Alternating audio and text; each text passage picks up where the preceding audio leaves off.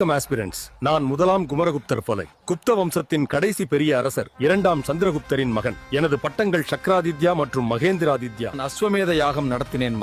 பின்பு பீகாரில் நாலந்தா பல்கலைக்கழகம் நிறுவினேன். இது ஒரு மதிப்புமிக்க கல்வி நிறுவனமாக உலகளாவிய அங்கீகாரத்தை பெற்றது. குமாரகுப்தா ஆகிய நான் கார்த்திகேயனை வழிபட்டவன் மற்றும் கார்த்திகேய ரக நாணயங்கள் வெளியிட்டேன். அதில் மயில் உருவம் பொறிக்கப்பட்டிருந்தன. அது ஆட்சி காலத்தின் கல்வெட்டுகளில் கரந்தண்டா, மன்சர் பில்சாத் கல்வெட்டு மற்றும் தாமோதர் செப்புத்தகடு கல்வெட்டு ஆகியவை அடங்கும்.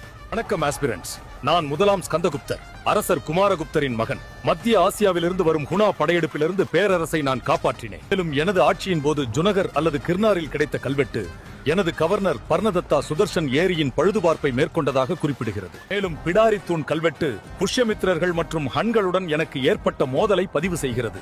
மேலும் என்னை விக்ரமாதித்யன் என்று அறிவித்தேன். பாலாதித்யன், முதலாம் நரசிம்மகுப்தன் என்றும் அழைக்கப்படுகிறேன். நான் புத்த மதத்தை பின்பற்றினேன். ஆரம்பத்தில் ஹூணர்களின் அரசனான மிகிரகுலாவுக்கு நான் குடிநிலை கட்டணம் செலுத்தினேன். ஆனால் அவர் புத்த மதத்திற்கு காட்டிய விரோதத்தை பார்த்து அந்த கட்டணத்தை நிறுத்தினேன். மிகிரகுலாவை சிறையில் அடைத்தேன்.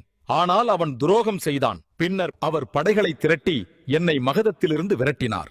என் ஆட்சிக்கு பிறகு என் வம்சத்தின் சாம்ராஜ்யம் மெதுவாக வீழ்ச்சியடைந்தது. வணக்கம் ஆஸ்பிரண்ட், எனது பெயர் விஷ்ணுகுப்தர், குப்த வம்சத்தின் கடைசி அங்கீகரிக்கப்பட்ட அரசன். இத்துடன் குப்த வம்ச வரலாறு நிறைவடைகிறது.